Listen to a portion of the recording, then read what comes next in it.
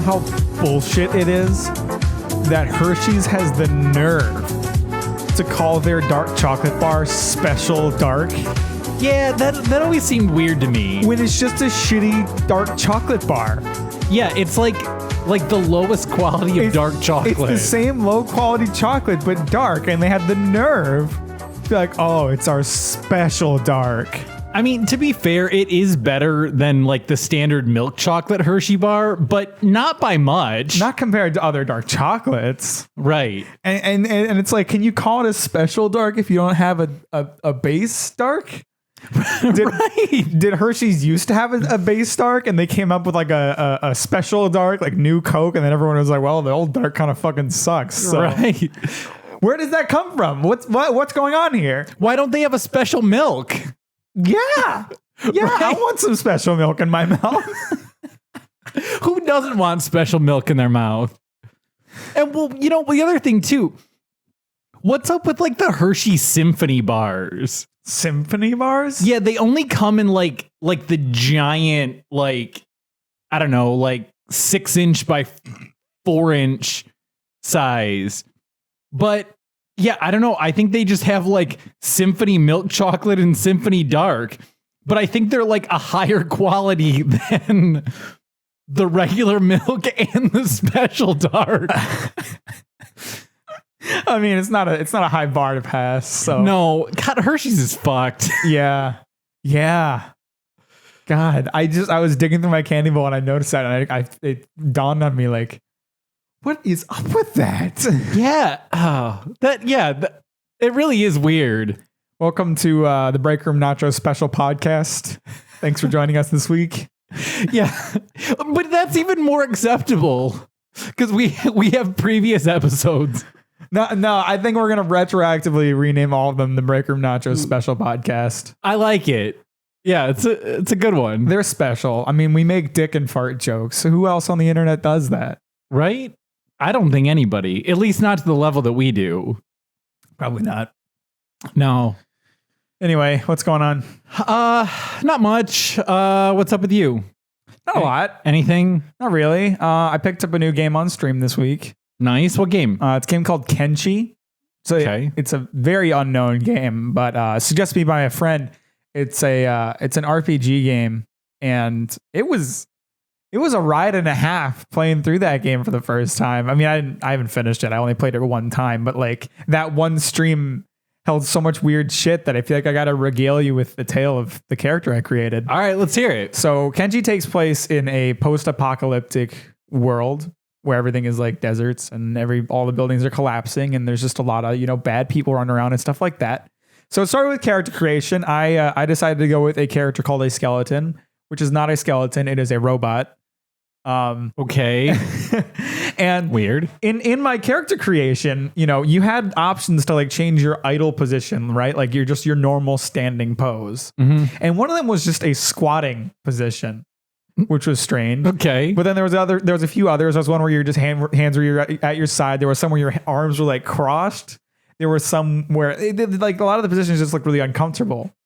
And then further down in the character creator, they had a posture slider. Okay. You could change your character's posture, and when you slid it, their posture progressively got worse. Like you could go from having like a nice straight back, square shoulders to being like completely hunched over with like your arms hanging 3 feet in front of your legs. Okay.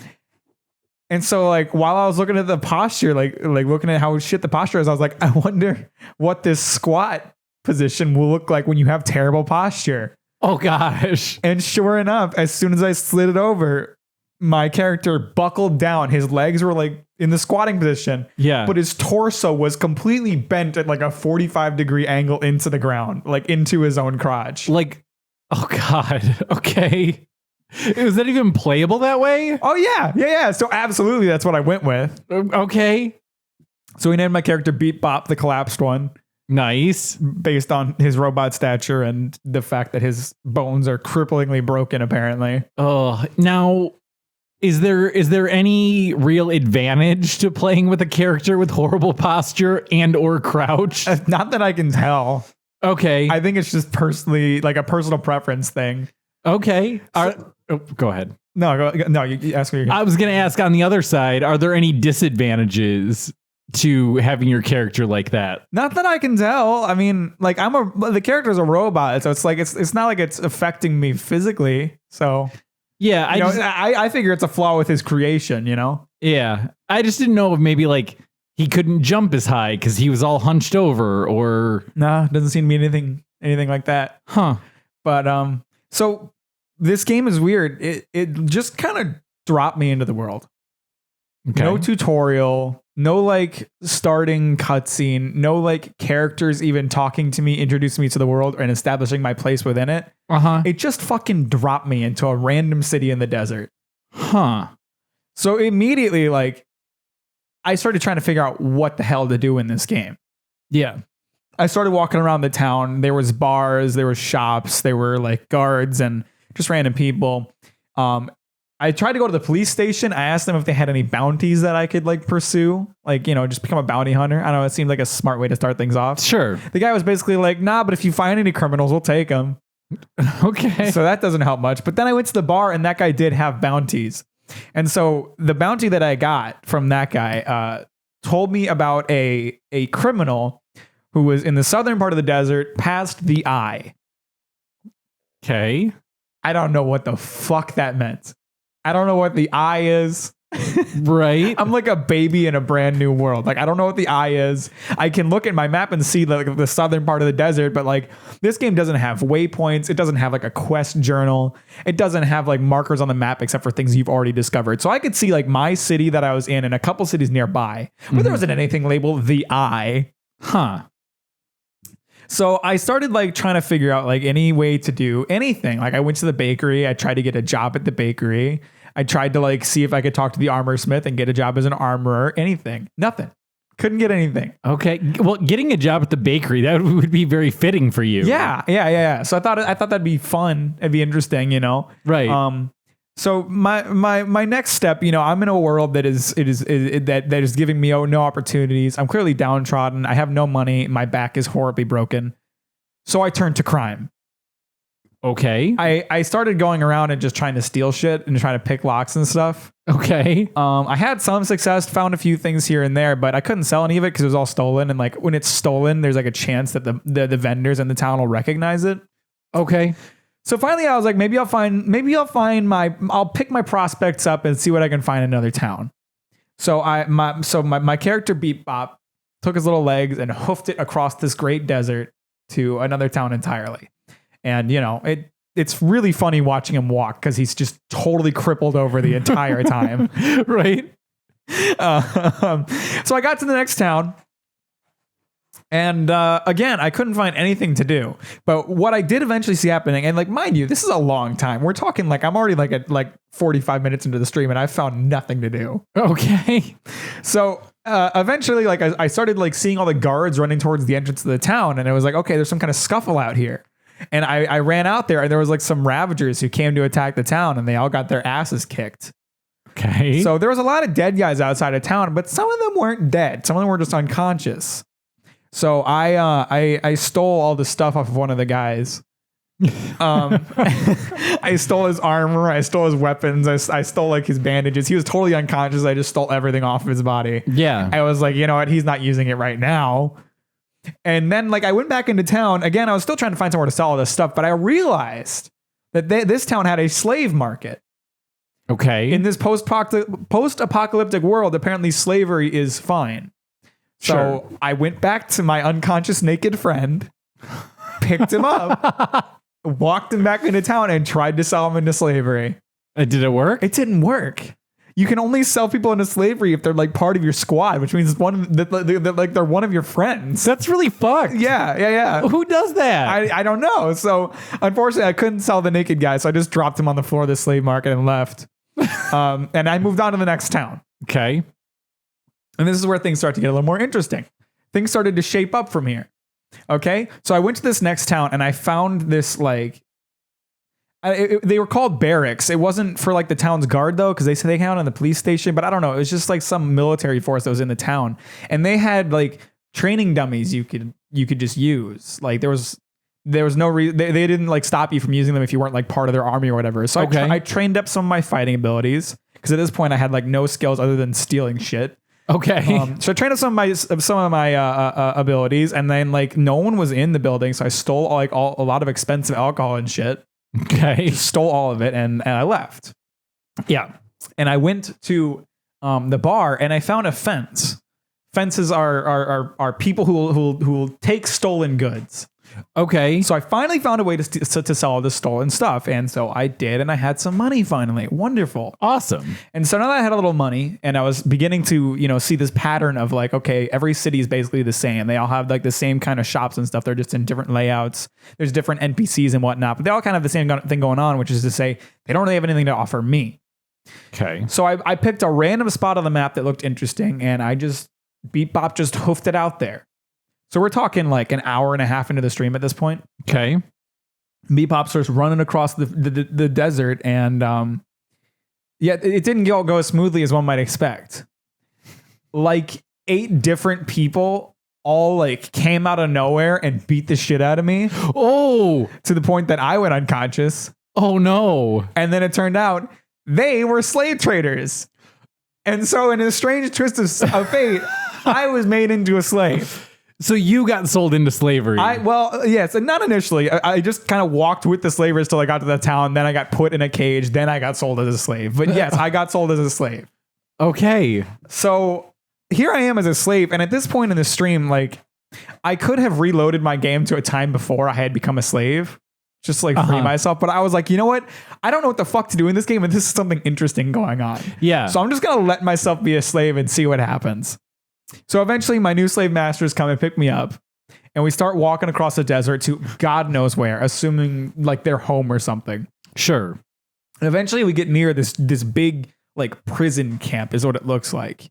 But just before we get there, these like giant animals, they're like big ants that are like 3 times the size of a person, starts attacking our group. Oh. And I just see this as a golden opportunity. And I run. I run as fast as the wind to get away from these slave masters. Right. And they didn't follow me because they were busy dealing with the big ant. So Bebop was free of his slavers. I picked the lock off my cuffs and I freed myself. But there was a small problem. Uh-oh. What was the problem? I was still very much injured from having 8 people kick the shit out of me. Right. My new slave masters had not healed my injuries whatsoever.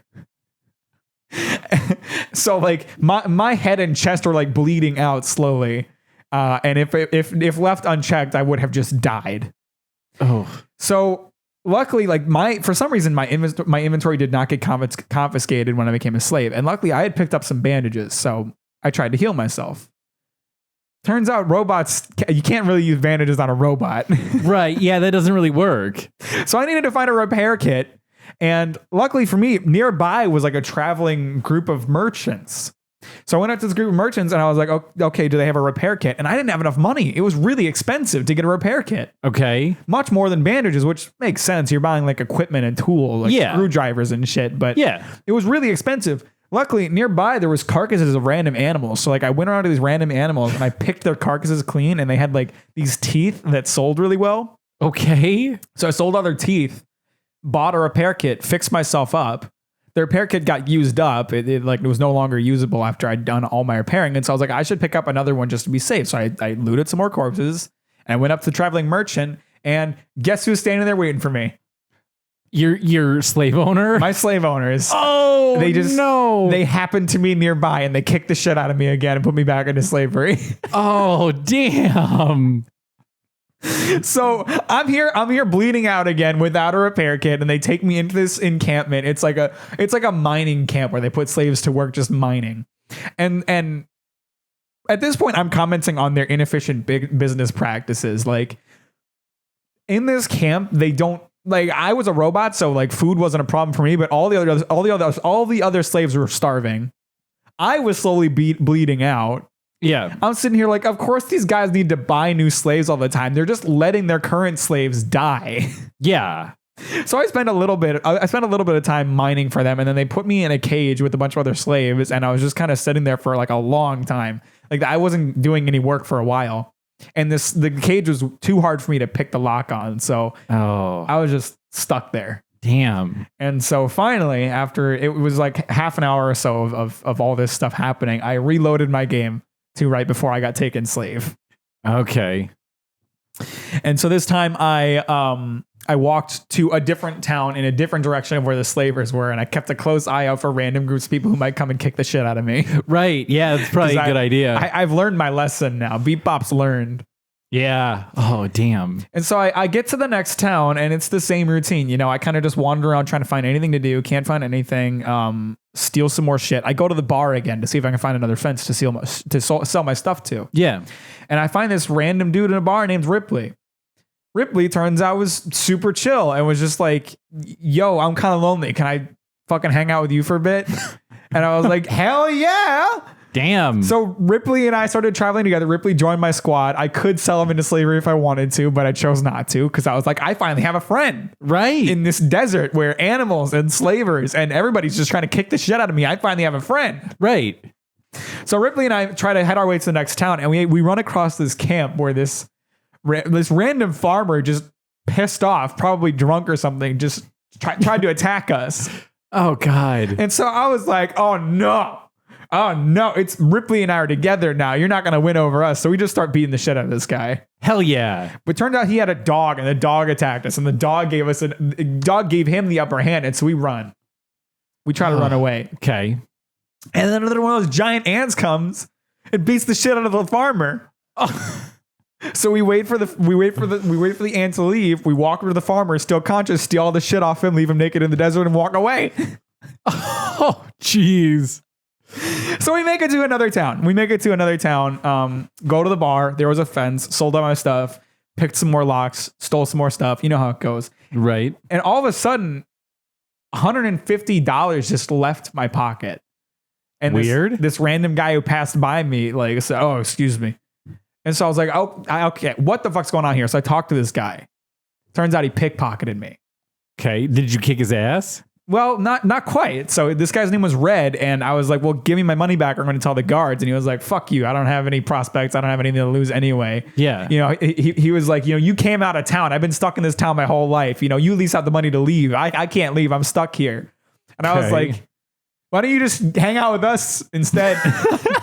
So the guy that pickpocketed you asked to like join your squad? Yeah. Nice. Like I could have kicked the shit out of him or called the guards on him, but I just got him to join us instead. His name was Red. He gave me my money back, and now Red, Ripley, and I have the world as our oyster. Nice. And that's where the stream ended.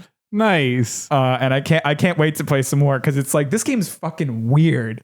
That is super weird. Like you can do so much in it, and yet they give you like nothing to do. They're kind of just like figure it out, do your own thing. That's kind of cool, actually. It's really cool. I'm really excited to see like what else I can do in this game, especially now that I have Ripley and Red on my side. And Red's like a crazy good thief, you know, like he pickpocketed me. Yeah. So I'm gonna use Red to just steal everything from everywhere. Yeah. But yeah. Nice. So I figured I wanted to like share that tale of adventures because it was really a roller coaster of weird shit. Oh man.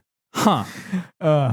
I'm glad you brought up the whole like Hershey's thing. Just as like a big candy company. My friend Tim, who listens to the podcast regularly, he sent me a message. I think this was maybe a couple weeks ago or a week ago or something. And he was like, "What's this hippo shit you guys are talking about?" Happy Hippos? Yeah, Happy Hippos. Oh man, people do not know enough about Happy Hippos. Yeah, and I was like, "Oh, they're Kinder Happy Hippos. They're freaking delicious." And he's like, "You mean like Kinder eggs?" And I was like, "Kinda." Yeah, I mean, it's like the same company, but they're not the same thing. No, I mean, the inside of a Kinder egg is kind of similar to like the inside of a hippo without that crispy, delicious outside. Well, you're thinking of the Kinder Joys. Those are different. Well, those are the American Kinder eggs. Well, yeah, but I mean, that's what he was talking about. Okay, yeah. But yeah, so I thought it was really interesting that like of all things, like that was like the one Kinder product that was known. I mean, it's not a shocker. Those are pretty well known. The only other one that's super well known is those milk bars with the creepy kid on the front. Oh God. God. Yeah, the boy. Yeah, the doll is someone we worked with used to refer to him. Oh, the doll? Yeah, because like his face looked like a doll. Like it was like too shiny for like. And after they pointed it out, I was like, damn, he is really shiny. Yeah, no, I get it. I just didn't know that was a thing. Yeah, I don't remember who said that, but Remember we had those candy bars called Milk Boy? Yeah, those things are great. Yeah. They had I got those all the time, or pretty much anytime I got like a coupon or a few bucks off, because they were expensive. They were like $4 bars, but they had this white chocolate bourbon. They're white bourbon chocolate.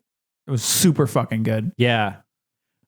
I really like white chocolate. A lot of people don't. I'm such a fan. And like people always like, I just almost knocked off my water. People always like to be like, oh, it's not real chocolate. I don't fucking care. It's delicious. It's still good. I don't care what you call it. It's still awesome. We can call it fucking fart juice and I'd still eat it. Fart juice. Give me some white bourbon fart juice from Milk Boy. I'll eat that shit all day. Right? Yeah. Who cares what it's called? It's delicious. Yeah, I get it. It's not technically chocolate, but it's like the same texture, the same consistency, and it's freaking delicious. It's so good. God, I love me some white chocolate. Yeah. Yeah, for sure. I have kind of an interesting question. I don't know if this is going to be, I don't know if you're going to actually have a preference for this or not, but do you have a preference for type of ice for a beverage? I mean, I guess I don't really like the shaved ice or like the crushed ice. Okay. I think those melt too fast. I don't like ice in my drinks in general. Okay. Like, I'm not like a pain in the ass at restaurants where I'm like, can you get me a Sprite without ice? But if it's a restaurant like McDonald's where I fill up my own cup, I don't put ice in it. Okay. Because I tend to drink drinks kind of slowly, and I don't like that ice waters it down. Agreed. So I don't like crushed ice because it melts too fast. I prefer ice cubes for sure. Okay. Now, if for me, because you've got like the cubes, and then you've got those little like crescent shaped ones, like the half moons that come out of like an ice maker. Yeah. And then you got like ice chips. I like crushed ice the best if I'm not using a straw, because those are good to snack on. Okay. But if I'm using a straw, and these are hard to come by, I like the round ones that have the hole in the middle. Because ever since I was a kid, you stick your straw through the middle of that hole, and it's just a little extra game you can play with your drink. That's specific. I don't think I've ever had a drink with that kind of ice cube before. Oh, damn, you're missing out. Next time I'm at like a restaurant that's got those, I'll have to remember so that I can tell you to go in there and give it a shot. It may change your whole perspective on ice cubes. Man, I haven't been out to a restaurant since June. I think same for me. I should go out to restaurants more. I need to find people to go to restaurants with, I suppose. Oh, you know what? I take that back. When Crystal was in town, we got breakfast, and we also got lunch one day too. Yeah, so I guess I have been out since then. That was like July, I think. But yeah, it's still been a while. I gotta just stop in a diner or something. I love diner food so much.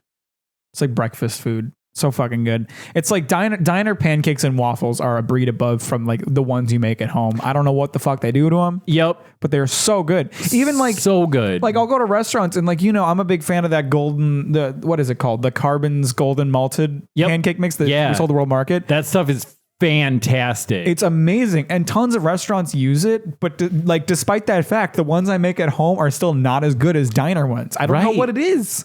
I mean, maybe it's because they're professionals at it. Maybe, but I feel like I make a damn good pancake, I feel like. Okay. They're always pretty perfectly cooked. Nice. And my waffle maker doesn't suck that much. So okay. It's definitely not the best waffle maker, but do you have a waffle preference? In like, well, what terms? So, I mean, there's like square and round, and then you've got like the thick Belgian or like the thin, not an Eggo waffle, but like the thickness of an Eggo. Definitely thick. I want them thick boys. I want those pillowy motherfuckers. Okay. See, I like a good thin round waffle. Those are kind of hard to come by. Can't relate. And I do have a waffle maker, but they're thick squares. Not my favorite. I definitely prefer those.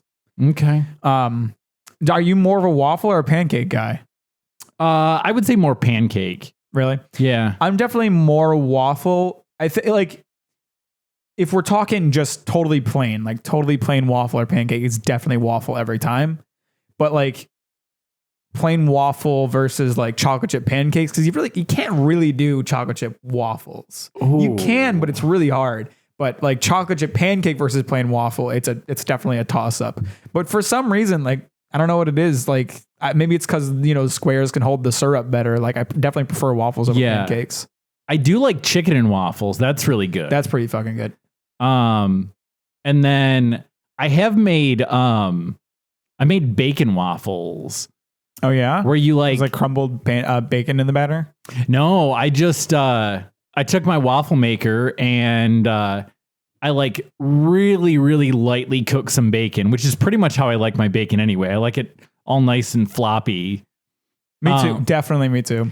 You get so much more flavor out of it. You really do. Like I don't understand the crispy bacon people. No, like it dries out like crazy too. It's like these hard flakes of not as good bacon taste. Yeah, it loses all of its good flavor and just tastes like burnt. Yeah, it's not good. It's not as good. No. Give me those floppy boys. Yeah, we're a couple floppy boys doing what floppy boys do, right? Eating lots of breakfast. This is good. Back to what I did. So I cooked some nice floppy bacon, filled up my waffle maker with batter, and then just laid a couple strips right in there and closed the lid down on it. Huh. And it was freaking delicious. That sounds good.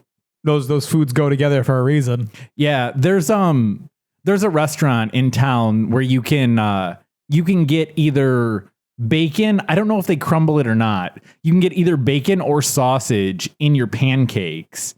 And I've had their sausage pancakes, and those are freaking delicious. I really don't like breakfast sausage. Really? Yeah. I don't know what it is about it. You know what the worst part too is, like some like low quality breakfast sausages have weird textures where like there's random like hard chunks in them. Yeah, that's not good. That kills me. I fucking hate that. But even without that, I'm just not big on like the taste of breakfast sausage. Yeah, I definitely prefer the sausage links over the patties. Oh, for sure. I mean, I can do the patties. They're okay. They're fine, but the links are definitely where it's at. Yeah, for sure. I'd agree with you on that one. And not those links that don't have like the casing on the outside. That I care less about, but after our hot dog experience, I can definitely feel the love on the natural casings. Yeah. Yeah, for sure. Man, I'm really hungry. I didn't eat before this podcast, so I'm pretty hungry already. And now we're talking about this breakfast shit. I haven't made breakfast for myself in ages. I got to do that. Yeah, I hardly ever make breakfast other than I'll make like an omelet, because that's kind of like that can be kind of like an any time of the day food. Yeah, I mean, I usually just cook up a toaster strudel, which is definitely a breakfast food, but I haven't had like bacon and pancakes and waffles or whatever in a long time. Yeah. Now, speaking of toaster strudel, do you have like a specific way that you put the icing on it? No, I just splooge it on there. I mean, I do like crisscross, or like zigzags as I put it on. But okay, so you zigzag it. Yeah. Okay. Now, I haven't had a toaster strudel in probably 10 years, but as a kid, I used to have them frequently because they're delicious. See, me having them so often as an adult, like pretty much anytime I make breakfast as the toaster strudel, is specifically because when I was a kid, I wanted toaster strudels and my mom wouldn't buy them because they were expensive. And there's 3 kids in the house. A box of toaster strudel is good for one meal if there's 3 kids in the house. Yeah, no, I get that. That makes sense. So we never had toaster strudels. So when I moved out, the first thing I bought was toaster strudels, and I was like, I'm eating this every time I want to, and I will always have them in stock. Oh, that is great. So it's like my little adult indulgence thing. That's great. I think that the last time I had a toaster strudel, I I still ate it the same way I ate it as a child, which was there was a very specific way that I ate my toaster strudel. Oh, you got a process? Yeah. So I would take the icing and squeeze all of the icing in one big blob in the center of the toaster strudel. Okay. I would then eat the entire perimeter of the toaster strudel. So the middle was full of like all of the inside, like all of that delicious like fruit filling. With an entire strudel's worth of icing. Yeah, and then I would just house that. Like that entire middle section would just all go into my mouth at once. Feel that sweet goo spreading all over your tongue and lips. And hell yeah. Hell yeah. Just down that shit. Oh, okay. That's pretty good. Yeah. I was hanging out with a friend sometime last year and we watched the second Deadpool movie. I don't remember if it's called Deadpool 2 or whatnot, but like there's this one scene where when like he's hanging out in his apartment and like he's got a toaster strudel in the oven or in his like toaster oven, and then like these guys like come and break in and he has to like fight them off and they like shoot his girlfriend or whatever. And spoilers for the movie. I actually don't super remember the movie. It wasn't that good. But like the thing that bothered me about it was like after he was like done, he like just took the toaster strudel and without putting the icing on it, just ate it. Nope. And I was immediately like, what the fuck? You got to put the icing on it or it's like not a toaster strudel. Like that's not how you do it. No, that's like a serial killer move. Yeah. And like and our girl Krista would probably do that. Probably. Probably just slap a banana Laffy Taffy on top of her toaster strudel. Or you know what? Just like cut the end of it, drain out the filling and stuff a banana Laffy Taffy in the middle. Gross. But that actually gives me an idea. What if you just like ate one end of it, opened it up and squeezed the icing inside of it? That might work because it would all get like front loaded. It wouldn't like spread through the whole thing, I feel like. Yeah, I mean, it's just an idea.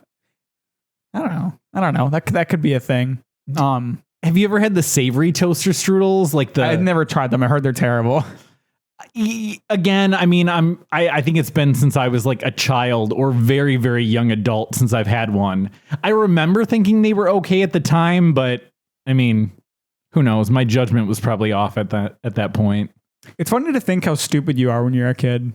Oh yeah, kids think real dumb shit. Like there's as I've gotten older, like I kind of like I think about things that I don't like, especially when it comes to like shows and movies. Mm-hmm. And I kind of just sit there and I'm like, you know, this opinion's kind of invalid at this point because whatever age I was at, I probably wasn't correct in my thinking. Right. And like that thinking came from when I watched Breaking Bad for the first time a couple years ago. Because when I tried to watch Breaking Bad when I was in high school and I didn't like it. I've tried to watch like the first 3 episodes and I didn't like it because I was like, this show's just everybody talking. That's the entire show. It's not interesting at all.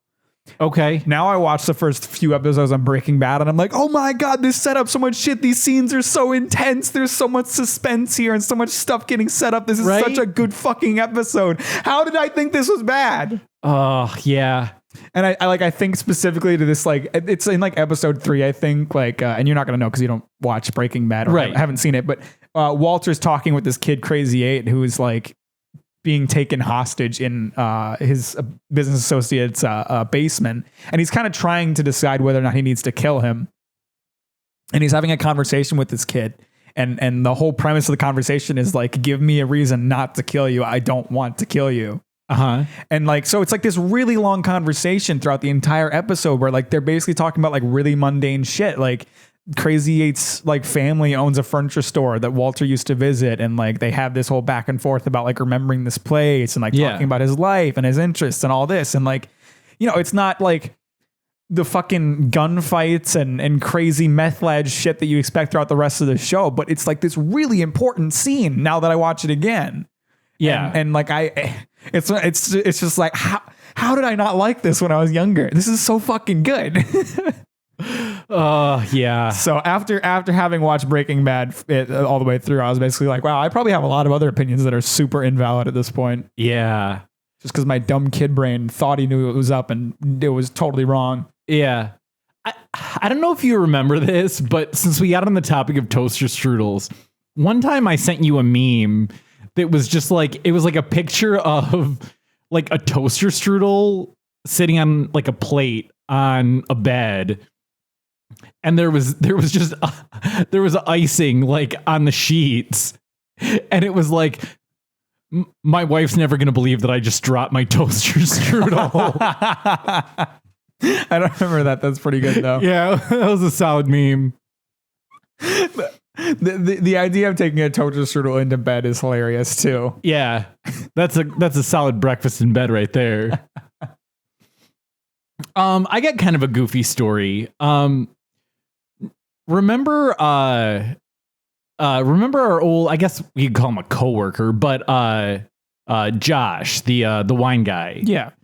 Anyway, so he's since moved on, but he worked for my current company too. That's how I got this job, was through him. And there was one day I had like an issue. It was when I first started. Like I had an issue with an order, and so I called him up and I'm like, man, what do I do? I like punched in the wrong location for this order. Like I can't have it go to the wrong store. And he's like, oh, just call the office. One of the girls will take care of it. And I was like, oh, okay. Like, is there someone specific I need to ask for? And he's like, no, one of the girls will take care of you. I was like, oh, okay. And it almost had like a little bit of like a Mad Men misogynistic vibe. Right. It gives off that vibe at first, but right. I suppose if there was only women working in that office, then that'd be fine. Right. That's pretty much what it ended up being.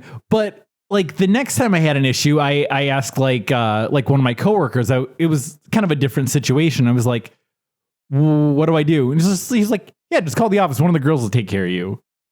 Like this is a solution to everything. Those girls are pulling the back of this company. Yeah, so pushing it. Right, exactly. So from my understanding, like when you call the office, the phone just rings and it's mostly females that work there, and just any one of them is trained to take care of basically any issue you've got. And this is maybe, I don't know, 8-9 months ago. I get an email and it's like a company-wide email, and they're like, hey, just so you know, we've set up a new like group email address to take care of any issues that are that don't need your like immediate attention. It's like, direct your emails to office girls at and our domain. And I was like, oh, okay, so that seems weird.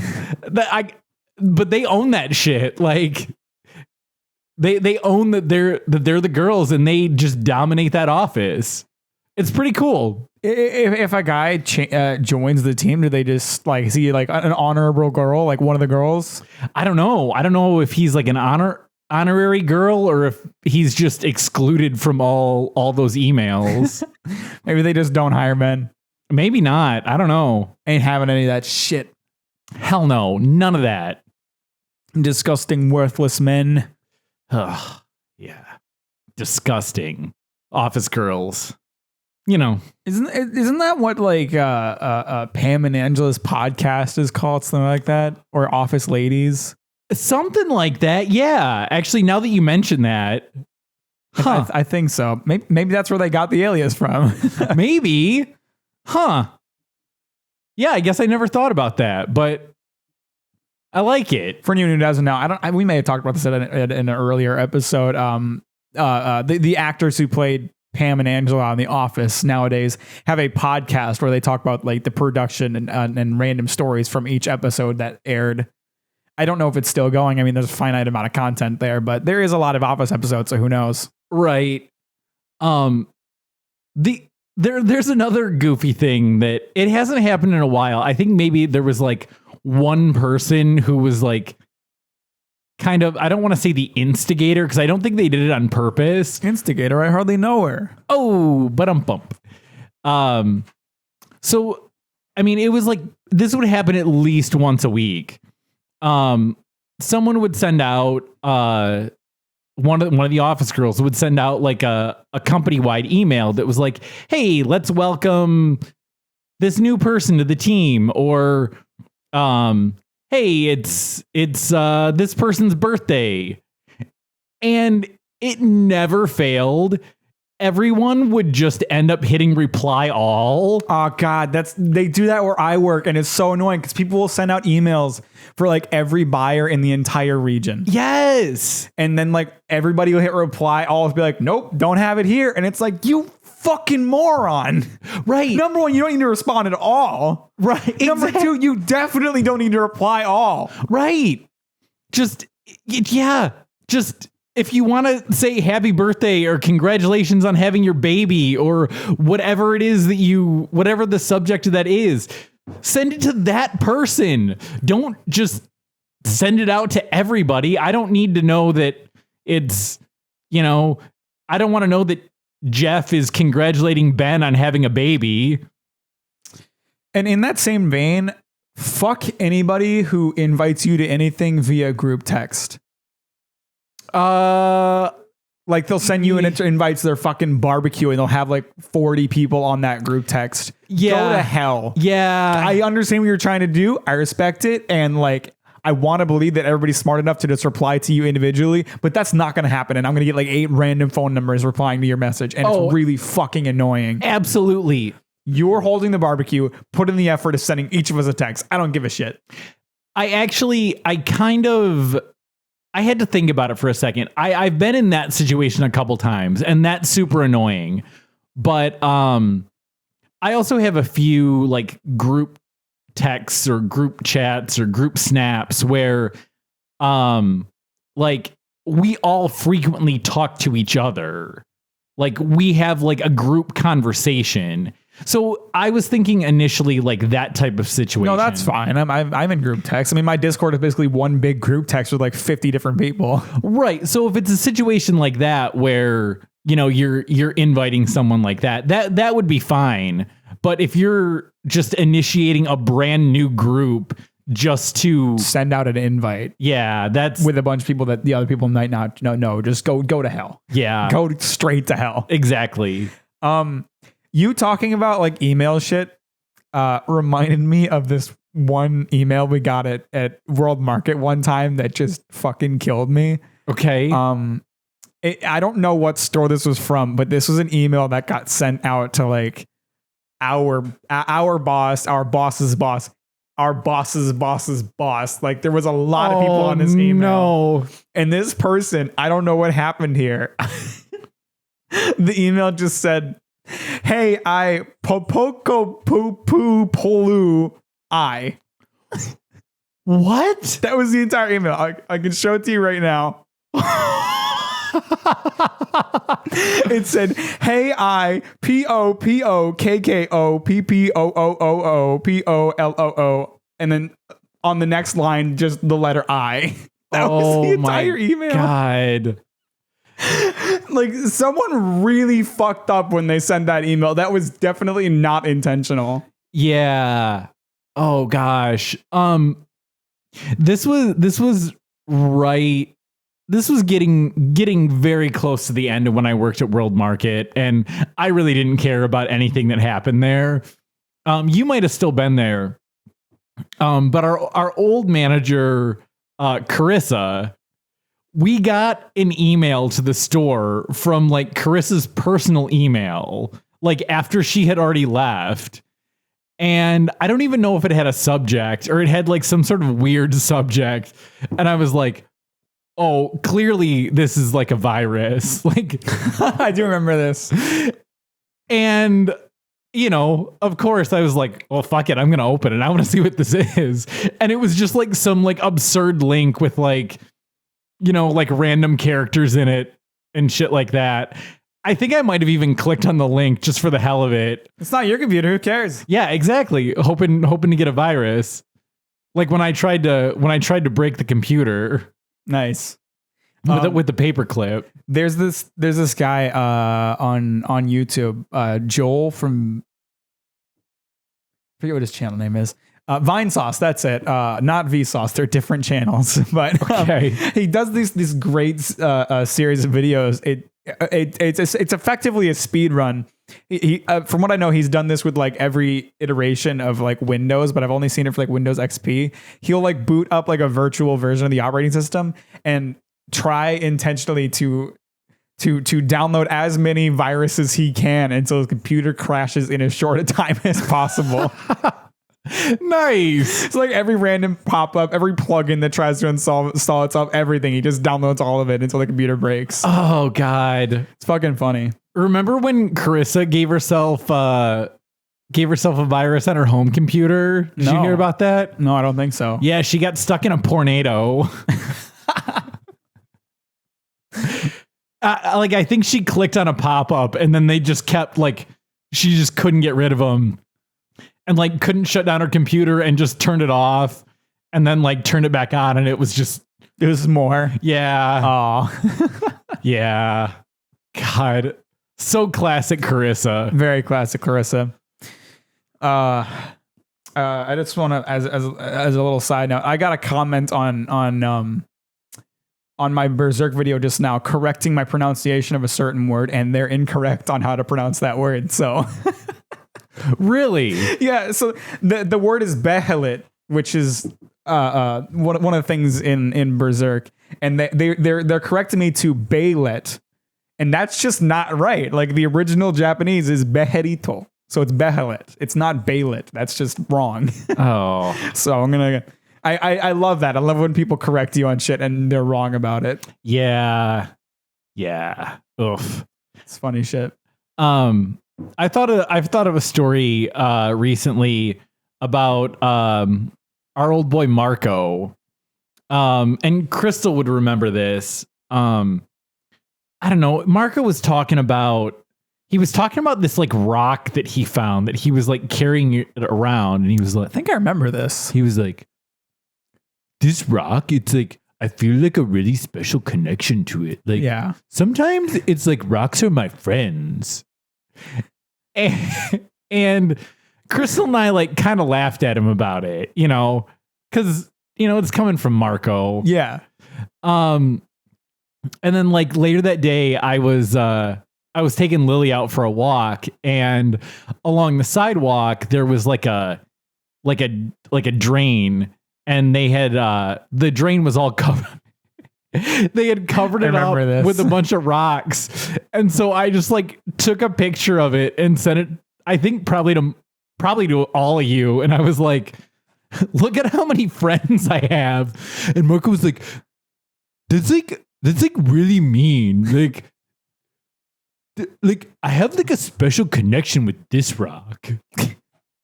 Oh man. Sometimes I wonder, like I think about like con artists and like the stupid shit they try to like sell to people, and I'm like, how do these people exist? How do they make any money? And then it's like, oh yeah, Marco exists. Like, yeah, if there's one Marco, there must be more. Yeah, these are the dumbasses who fall for this stuff. Get involved in like pyramid schemes. Yeah. Oh God. And in that same vein, thinking about like Marco thinking things are really mean. Yeah. I think there was a time that Marco told some story about how he almost got caught by a car, and I was like, I told him I was like sad that he didn't, and he was like, that's like really mean. And but there's been this similar situation going on at work recently. My coworker Megan was telling me this story about a time that she almost drowned, and I was like, I kind of wish you had drowned.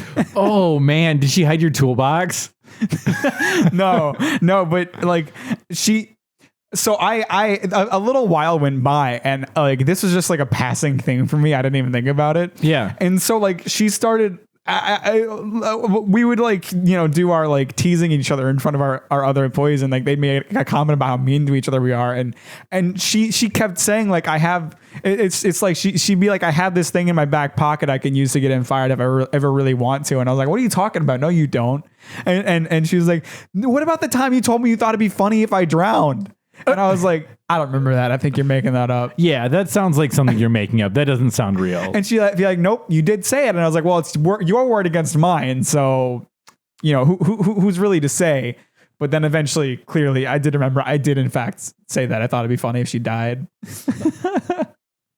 So she keeps joking that she has that in her back pocket to get me fired at some point. God, since we're on the topic of Marco, I thought of a couple more good Marco stories. Do you remember there was one day where he had to spend the whole day cleaning the stockroom with Carissa, and by the end of the day, he just looked so defeated and sad. And I don't know. I think it was probably Ken was like, dude, Marco, you look like you're Eeyore. And he's like, is that goat? Goat? Yeah, because it's Marco and he doesn't know anything. But somebody, I think it was Ken, took a picture of Marco and and put it next to a picture of Eeyore, and it looks friggin' spot on. Oh my God. And the other Marco story I thought of was nobody also really understand this, but we had this fixture in our stock room, and we used it to store grid. Yeah. And one time there was so much grid in it that it broke and like fell to the side. And yeah. And I feel like it almost crushed Chelsea. But it didn't. And so we ended up having to like rebuild it. And it was like, I think it was like the day, like Christmas Eve or like the Saturday before Christmas. It was whenever they like provided us with food. And I think Marco was like, I think he was like the only one on the sales floor because all the rest of us were like taking our break to like enjoy the food. We're like, all right, as soon as someone's done, you can swap out. And he's like, I think he was like, what if all the food's gone? And I was like, all right, Marco, we'll make you a plate of food. Like, what do you want? So I took his plate of food and I like put it in that fixture. And I was like, oh man, I hope it breaks when Marco's in there. So it's like, I made like a Marco trap, and I have a picture of him like reaching down inside it to get his plate of food. I don't know where that one is. Oh man. Those grids were such a pain in the ass. Yeah, because they were so damn heavy. They were so heavy. There were so many of them. And like we went through multiple like storage solutions throughout the year and never really found anything that worked. No. The one that I think sucked the most was when we had that one section of like the storage shelves where we would just have all of them like lined up like a deck of cards. Yeah. And you have to like flip through them to get to the one you wanted. And there was multiple occasions where like you'd be sitting in the office and you'd hear like a loud crash sound and you'd be like, someone just died. And you'd walk out of the office and it was just because someone had pushed over the entire pile just to get to one. Yeah. Oh my God, they were such a nightmare. Like the whole like storage situation for fixtures and stuff was so bad because like we had way more fixtures and fixture equipment than we ever needed. Right. Except for during the holidays. Yeah, I don't know how it was possible that we always had way too much except for when we needed it. Yeah, during the holidays, we never had enough. Yeah. And so we just keep all of this extra shit for like the 2 months out of the year that we would actually need it. Yeah. And it was such a pain to store and manage otherwise. I was like, why didn't the store just like take it back and send it out every holiday season? I mean, I know they need to like figure out a storage situation of their own, but God, it was such a pain in the ass for us. God, remember, speaking of fixtures that we didn't need, remember how every year we would get a fixture to put to hold calendars? Like it was specifically designed to hold calendars. Yeah. And then like as soon as they clearanced out calendars, they were like, oh yeah, go ahead and throw that away. Yeah, just get fucking rid of it. They didn't even take it back. It was a complete waste. Yeah, they're just like, just throw it away. And there were multiple years that I worked there because, I worked there for like 8 years, where we would just have that calendar fixture stored basically up until the time that the next calendar fixture came. Yeah. And it was like, why did we keep this? Either A, why did we keep it? Or B, why doesn't everybody keep it and we just reuse it? Yeah. I don't know. They did some Dumbo shit at that company, my dude. I mean, well, there's a prime example of why it's a failing company. You remember when Chris up and quit and everybody came to like redo shit in our store? We had like a shit ton of stockpiles of supplies. Yeah. And we just threw like all of it away. Yeah. And then like the next week we needed a ton of supplies. Yeah. Because they were like, oh, you're never going to need all this. I mean, to be fair, they were right. We had way too much shit. Someone was way over ordering supplies. Yeah. But we needed what we needed. Yeah.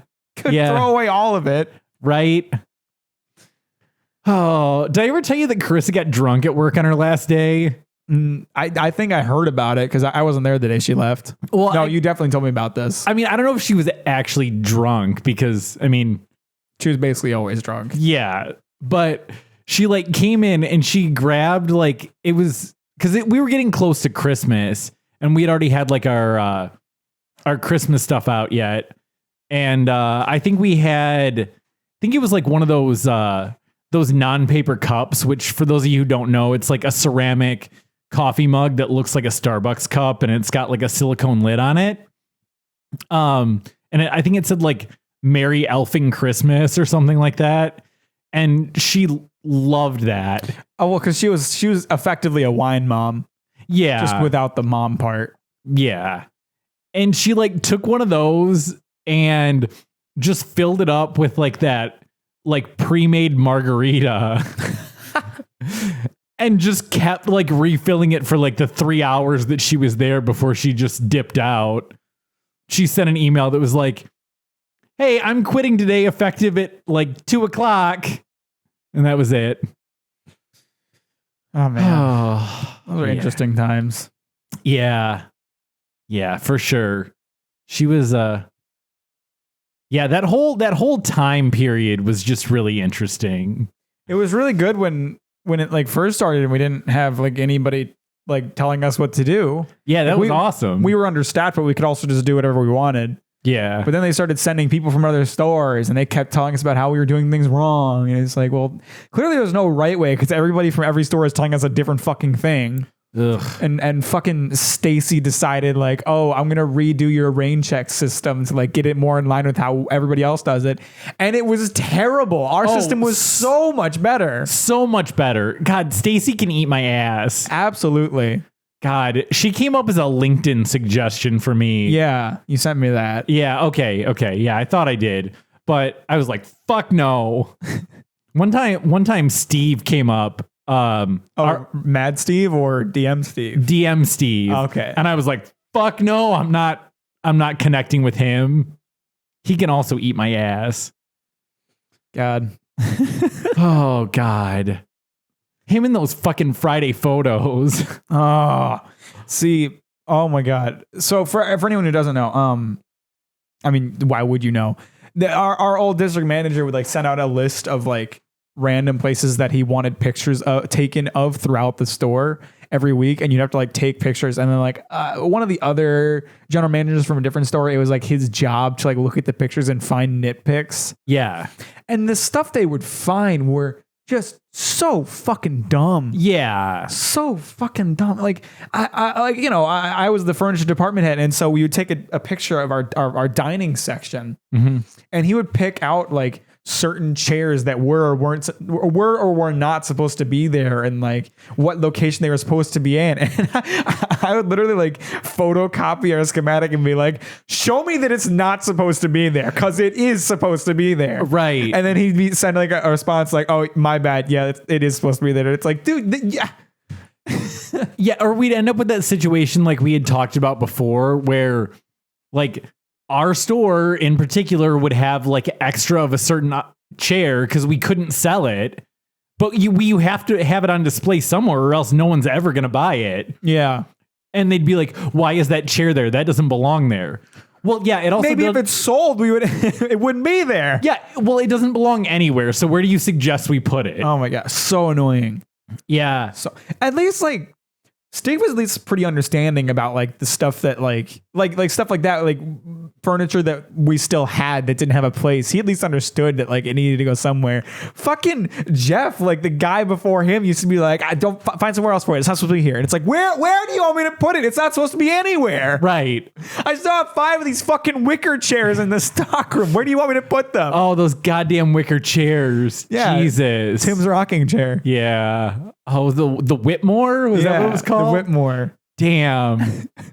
Oh God. It sounds like a nursing home, which was perfect for Tim in a rocking chair. Yeah.